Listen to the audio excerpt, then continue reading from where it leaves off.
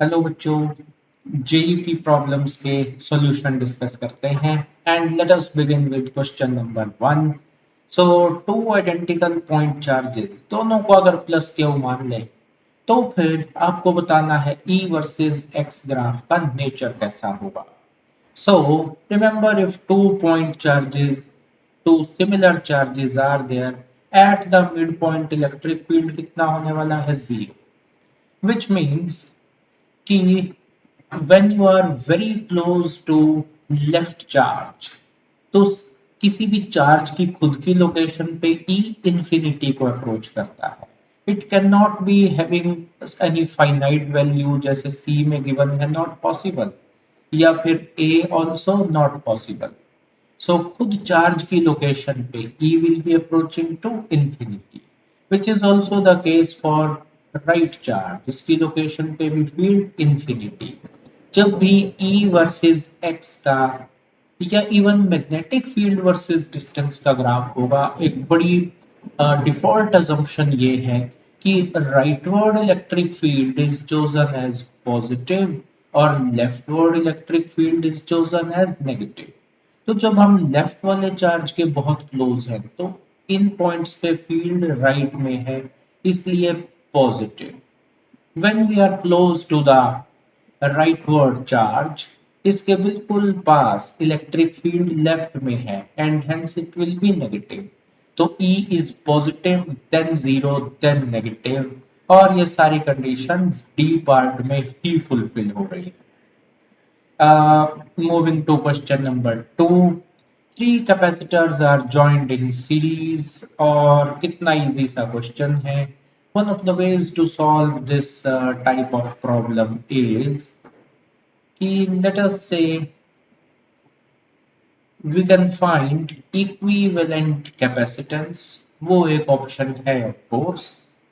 So equivalent capacitance, putting all of them in series, 1 microfarad आ जाएगी। इसका मतलब है charge on either of these capacitors is equal, क्योंकि ये सीरीज में है, और वो है C equivalent into V, it is 24 microcoulomb। So 2 microfarad के across potential difference V is Q by C, applying that formula, so 24 divided by 2, it is 12 volt। Similarly, इसके across 24 by 3, 8 volt, यहाँ 24 by 6, 4 volt, और correspondingly A part best answer है। Moving to question number 3, equally easy, and so coming to the solution of this, let's say कि अगर question को पढ़ें कि somewhere at the centre of this hexagon, अगर छठा charge भी होता, सबको ज्वाइन करते, हेक्सागन बन जाता। Somewhere at the centre of this figure a charge is there, और आप उसे सेंटर से रिमूव करके इंफिनिटी पे ले गए। So what must be the work done?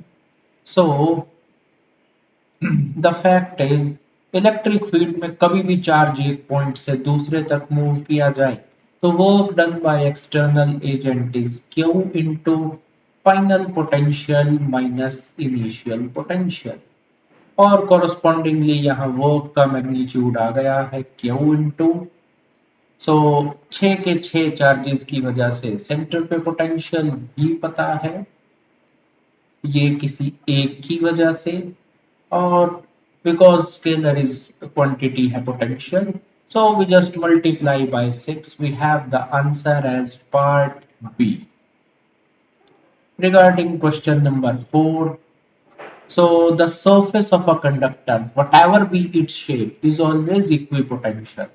P पे अगर potential V है, surely Q पे भी V है ना? So potential must be V, answer इनमें से कोई एक है। At the sharp corners, surface charge density sigma is maximum, and so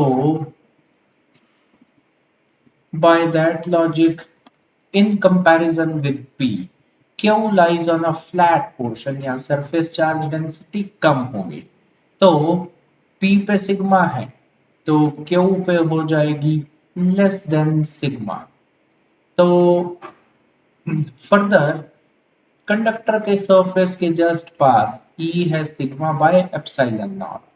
so accordingly P के कंपैरिजन में Q पे सिग्मा की वैल्यू भी कम, इलेक्ट्रिक फील्ड भी कम। तो which option fits all the criteria? D part only. Regarding question 5, 2 point charges are there. एक है minus q, एक है plus q by 2. They are located at x equal to 0 and x equal to a. It would be very beneficial if we just keep in mind कि at the point where electric field vanishes यानी E becomes equal to 0, वो point charges के बीच में नहीं होगा because these are dissimilar charges. That point is outside the line joining them and it is closer to the charge of smaller magnitude. यानी कि अगर वो पॉइंट यहाँ कहीं है जहां नेगेटिव चार्ज का फील्ड जितना लेफ्ट में है, मैग्नीट्यूड वाइज पॉजिटिव चार्ज का फील्ड उतना ही राइट में है, सो नेट फील्ड आ गया 0। सो अगर इस पॉइंट का एक्स कोऑर्डिनेट पता करना है, very easy to find out.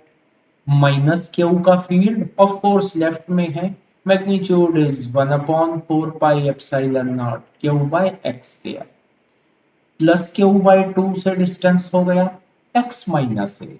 हाँ जी, this distance is x minus A, correspondingly 1/4 pi epsilon naught magnitude of charge divided by distance square. Solve कर लीजिए, x आ गया है as given in part C. Alternately to eliminate options, क्योंकि NEET में at least we must try our luck in option elimination. So क्योंकि ये point x equal to a के राइट की तरफ है, तो answer has to be greater than a इन magnitude. Also answer can not be negative. वहां से कुछ एलिमिनेट हो, एग्जाम कंडीशंस में जरूर करना चाहिए। Question number 6. Again, assuming that each capacitor has capacitance C, value last step में पुट कर देंगे। इस पॉइंट का नाम रख लेते हैं D. Let us draw the equivalent diagram. We want to find equivalent capacitance across A and B. So कि A और B के बीच में डायरेक्टली ये वाला कैपेसिटर C लगा है, so this I am incorporating in the diagram. Moreover, A से B जाने का रास्ता अगर देखें तो D पॉइंट से होते हुए जा सकते हैं। A और D के बीच में ये capacitor, let us draw in the diagram. फिर D और B के बीच में ये भी है और ये भी है, इसीलिए इक्विवेलेंट डायग्राम में दोनों आ जाएंगे कैपेसिटर्स पैरेलल अरेंजमेंट में। यहां से आ गया आंसर, बिकॉज कि इन दोनों का equivalent 2C, 2C in series with C becomes 2C by 3, और फिर दोनों पैरेलल में 5C by 3. Put C as 3 microfarad.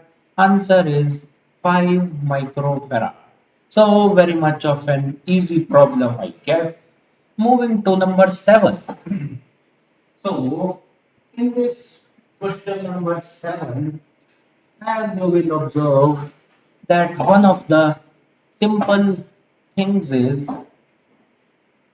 that look at this wire. सो ये वायर 7 माइक्रोफेराड के दोनों एंड्स को ज्वाइन करते हैं। In other words both of these ends are shorted. So इस कैपेसिटर पर कोई चार्ज नहीं आएगा, दिस कैन बी रिमूव्ड।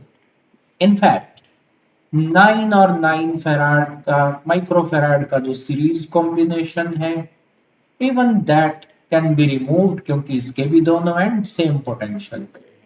तो बस हो गया है क्वेश्चन मोर और less solve, because let us name the points A, तो A से डायरेक्टली जुड़ा ये भी A, let us call this as B, तो डायरेक्टली B से जुड़ा ये पॉइंट भी B, This we can call D.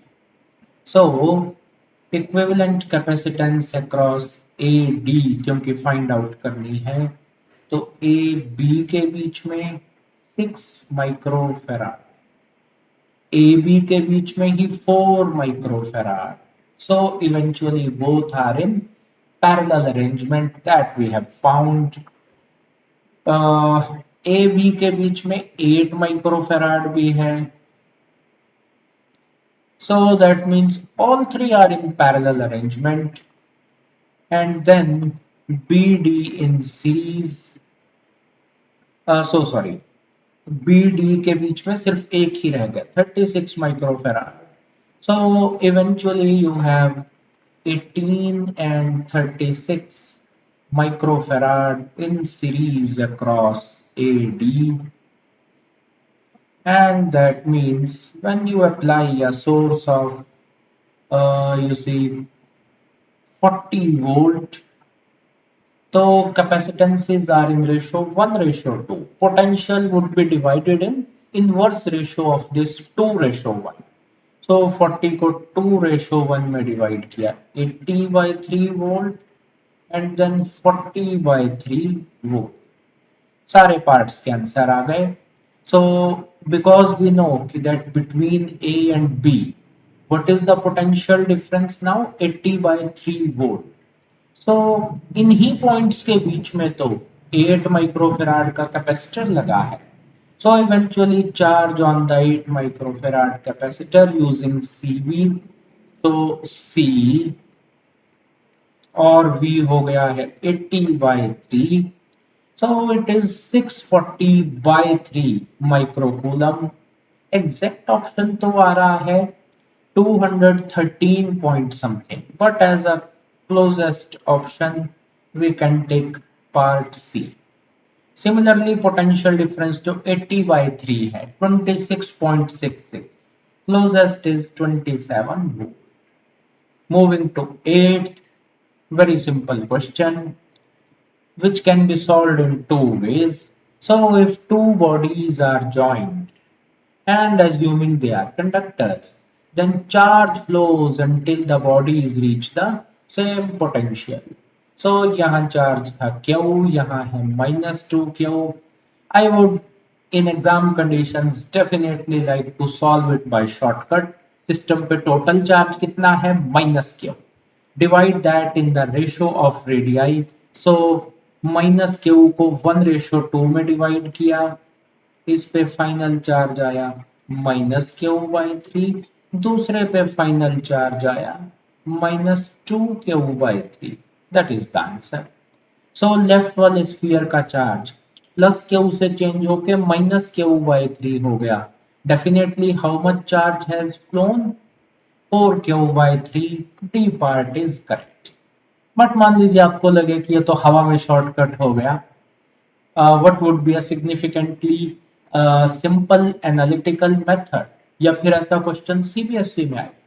So assuming that charge flowing is capital Q, finally spheres are at same potential. So for the left sphere, potential is 1/4πε0 charge by radius. For the right sphere, -2Q already था, +Q आ गया. So -2Q plus capital Q. Charge by radius. दोनों के लिए Q/R ratio equate कर लीजिए. Again Q will come out to be same. Number 9, an arc of radius R, okay, contains charge. Linear charge density is lambda. It subtends an angle pi/3, 60 degree at the center. इसका मतलब ये 1/6 circle है. It contains how much charge? Charge per unit length into given length. So 2πr/6, 1/6 circle. इतना इस पे charge है. Centre पे potential हो जाएगा 1/4πε0 Q/R. हाँ जी, आगे answer. So little bit of cancelling the terms, little bit of kata-piti. It is λ/12 epsilon naught.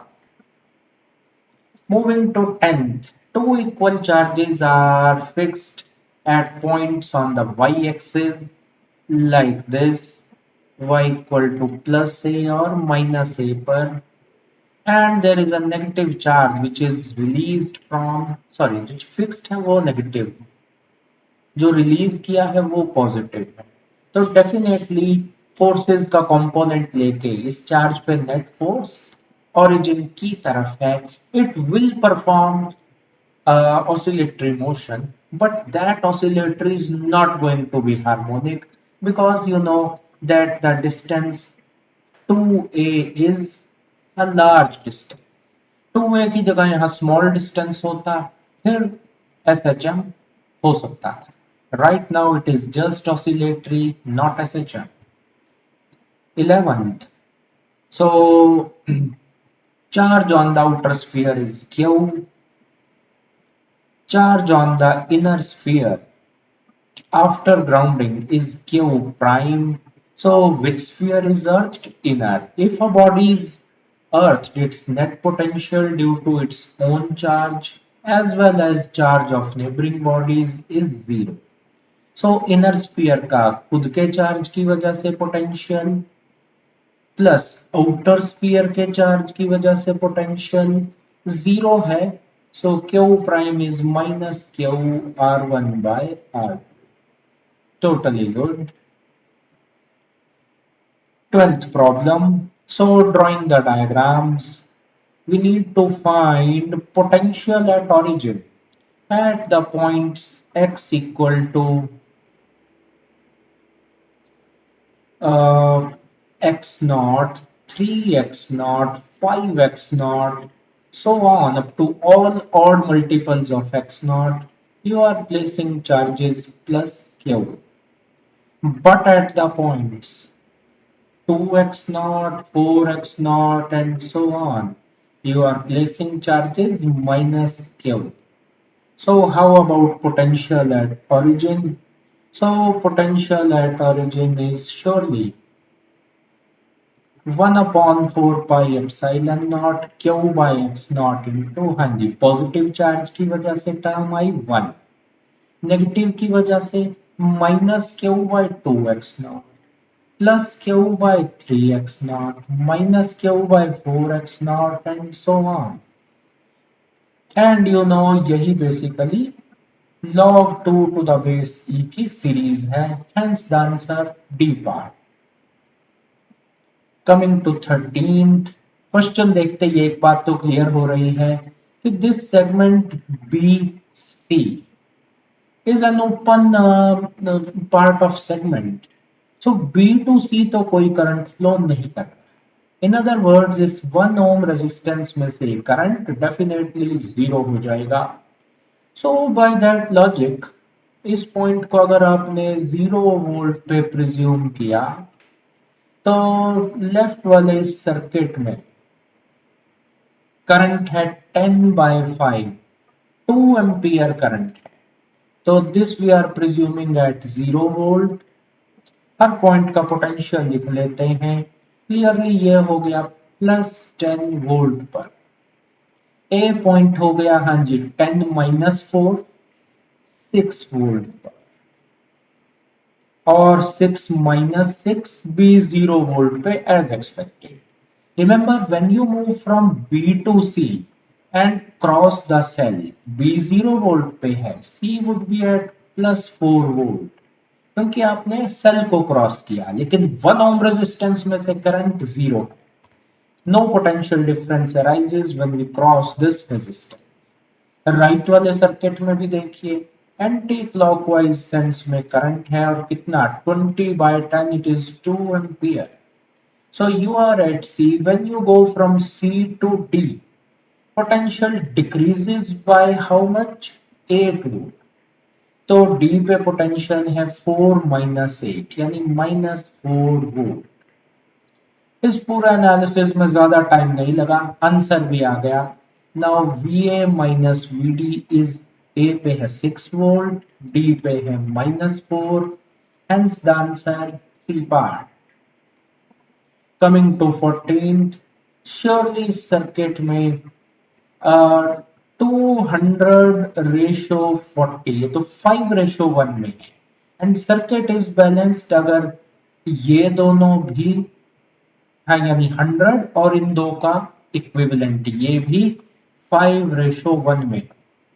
इसका मतलब है कि 100 और R का पैरेलल इक्विवेलेंट कितना होना चाहिए? 20।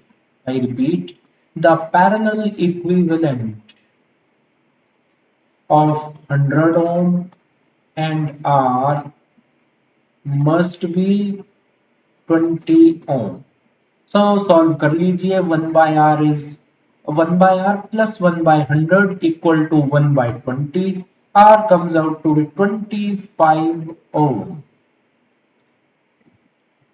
Question number 15, slightly typical.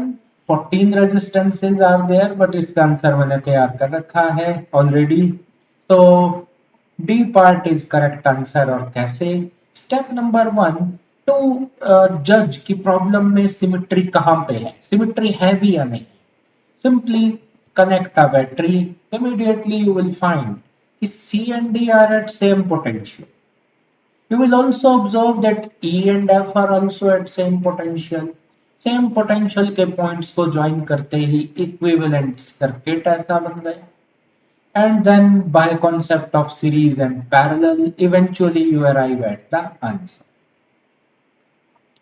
Number 16, 120 volt में से 100 वोल्ट का ड्रॉप अगर यहां हुआ, लेट अस से P और Q में पोटेंशियल डिफरेंस है 100 वोल्ट, श्योरली यहां पे रिमेनिंग पोटेंशियल ड्रॉप 20 वोल्ट हुआ। सो इन अदर वर्ड्स, 100 और R का जो इक्विवेलेंट है, पैरेलल इक्विवेलेंट, वहां पोटेंशियल ड्रॉप भी है 100 वोल्ट। 100 और R का equivalent replace by single resistance, तो 10 और वो सिंगल रेजिस्टेंस सीरीज में है। सो सीरीज में करंट सेम है। Since potential drops are in the ratio 20:100, तो resistances will also be in the same ratio. इसका मतलब है 100 और R का इक्विवेलेंट रेजिस्टेंस 50 आ गया। So R has to be 100 ohm because you know what is the expression for parallel arrangement. Number 17. So current divide हो जाएगा और assuming कि कुछ करंट ऊपर गया I1, इसकी वजह से सेंटर पे फील्ड की डायरेक्शन देखिए क्रॉस हो जाएगी। लेकिन अज्यूमिंग कि करंट गया नीचे I2, इसकी वजह से फील्ड है डॉट, तो नेट फील्ड जीरो कब हो सकता है? If I1 equal to I2, I1 equal to I2 कब होगा? P पार्ट में है, क्योंकि एज्यूमिंग की थिन रॉड की रेजिस्टेंस R है, तो थिक की रेजिस्टेंस, इजंट इट? थिक की resistance R is rho L by A, area ज्यादा है, रेजिस्टेंस कम होगी। अगर रेजिस्टेंस R/2 मान लें, यानी इसका एरिया A/2 मान लें, तो फर्स्ट केस में करंट इक्वली डिवाइड हुआ, क्योंकि इन पॉइंट्स लेट अस से U और V के क्रॉस ऊपर भी रेजिस्टेंस 3R/2, नीचे भी 3R/2।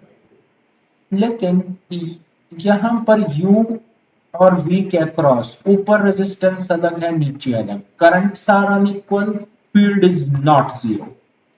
In third part, resistances up and down are equal and field is again zero. So D part. Moving to 18. So you know magnetic field according to Biot-Savart law is along the direction which is given by ideal cross R vector. But अगर wire current z axis के along carry कर रही है, तो x Y plane में क्या एक general point का पोजीशन वेक्टर एक्स आई कैप प्लस वाई जे कैप लिख सकते हैं। सो इसके परपेंडिकुलर जो वेक्टर एक्स वाई प्लेन में ही है, यू नो उसका जनरल फॉर्मेट क्या हो जाएगा? So it would be y i cap minus x j cap. कैसे? वेक्टर्स परपेंडिकुलर हैं तो डॉट प्रोडक्ट जीरो होना चाहिए। तो you see डॉट प्रोडक्ट 0 है। सो इतने से ही आंसर आ गया। हालांकि ना आता तो हम और डिटेल में एक दो स्टेप कर लेते।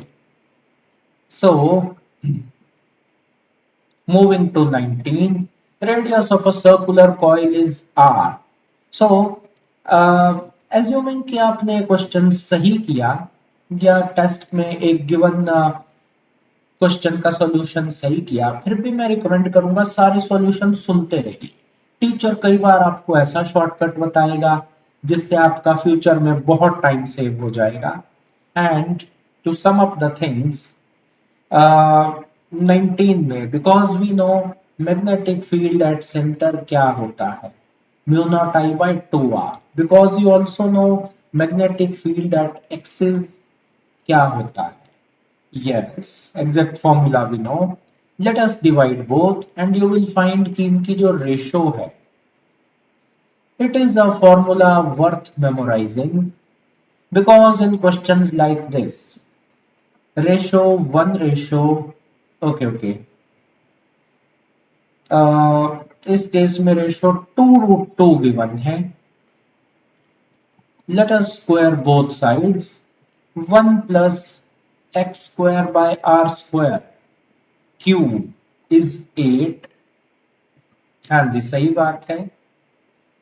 फिर 1 plus x square by r square, दोनों तरफ क्यूब रूट ले लीजिए 2, 8 का क्यूब रूट 2 और इधर पावर 3 थी तो क्यूब रूट ऐड करेगा, x equal to r. I am sure आपने अगर लेंदी मेथड से किया ये method better. Coming to 20 by right hand rule, इसकी वजह से भी ओ पे फील्ड है cross inwards along minus z axis, और दूसरी वायर की वजह से भी। Coming to 20th, very simple problem. At the instant when the switch is closed, capacitor behaves like a zero resistance, even this capacitor. So that means because the points U and V are shorted by virtue of the presence of this capacitor, so current is initially only flowing through 2 ohm resistor, current at 10 by 2, 5 ampere. Coming to 22, we have simply applied Kirchhoff's law in an open circuit. Steps मैंने यहाँ type कर रखे हैं। Number 23, again a good question and very much a simple question, क्योंकि ये जो wire है semi infinite है, इसकी वजह से सेंटर पे फील्ड आउटवर्ड्स है और कितना mu naught I by 4 pi r. Look at the second semi-infinite wire which is like this. इसकी वजह से भी सेंटर ऑफ सर्कल पे फील्ड आउटवर्ड्स है और mu naught I by 4 pi r है, which leaves us with just this one segment of circle. इसकी वजह से फील्ड इनवर्ड्स है एंड यू ऑलरेडी नो कि कंप्लीट साइकिल का फील्ड होता mu naught I by 2r. So a segment that subtends angle theta would produce this much field by unitary method. Correspondingly, जैसे ही आपने values put की and I repeat वही चीजें जो भी आपको एक्सप्लेन की थी, सो नेट मैग्नेटिक फील्ड को 0 पुट कर दीजिए, you will get theta equal to 2 radian. Question 24, and according to the question, the resistance of this particular circuit is slowly decreased. When R goes below 20 ohm, PQ starts sliding on the rails. उससे पहले क्या हो रहा था, friction उसे रोक रही थी। So when resistance decreases below 20 ohm, motion starts because static friction has attained its limiting value and now we are in a transition phase from static to kinetic friction. So simply put, magnetic force BIL equal to mu mg. Then 25th class में भी हो चुका है question, H C Verma की problem है ये, class में भी हमने इस पे स्टार लगाया था। सो कॉरस्पॉन्डिंगली डेरिवेशन के स्टेप भी यहाँ पे शो कर दिए हैं। Moving to 26, equally easy. So for the given circuit, R and 2 are in parallel arrangement. We just find their parallel equivalent. और क्या power v square by r equivalent होती है? Yes. From equivalent resistance, which is coming out to be 3 by 2, you find कि 2 के साथ r parallel में लगाएं, equivalent is 3 by 2, hence the answer. Number 27, two cells are in parallel arrangement replaced by a single cell whose EMF formula you know. Loud and clear, the formula has been done dozens of times in the class by now. Same problem, इस formula से ना करना चाहें तो of course there is a second approach as well, that because 6 volt being the greater magnitude, this is the dominating cell in the circuit, current is going like this.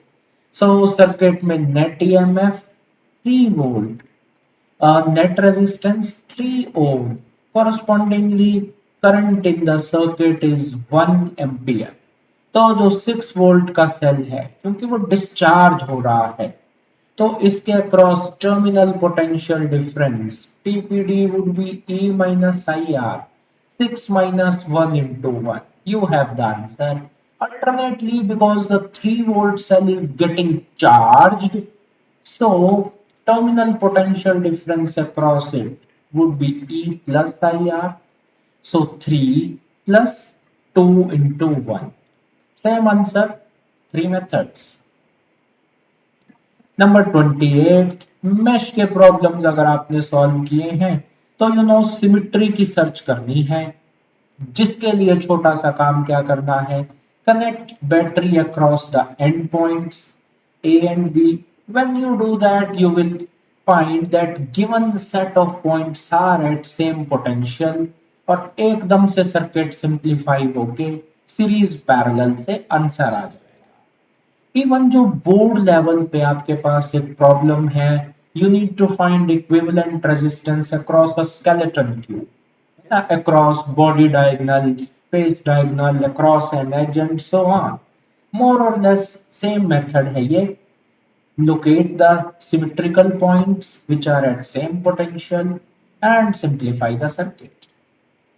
Coming to 29th, 2 microfarad capacitor is charged, and you know what is energy stored in it. You could use Q square by 2C. So when the switch is turned to position 2, so again what is the final potential energy, which gives us the energy dissipated as a percentage of initial energy. In fact, probably आपने loss of energy का expression memorize कर रखा है when two capacitors are joined. So this is the expression that gives loss of energy. Very useful formula.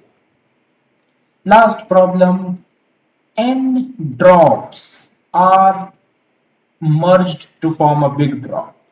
If each small drop had potential small v, big drop is going to have this much potential. Formula याद आ जाए तो directly apply कर दीजिए. n is 27 raised to power 2 by 3 is 9. Small drop has potential 10 volt. So the large one is having how much? 90 volt. Otherwise फिर यहाँ step show किए हैं. Volume would be conserved, charge would be conserved. Good luck.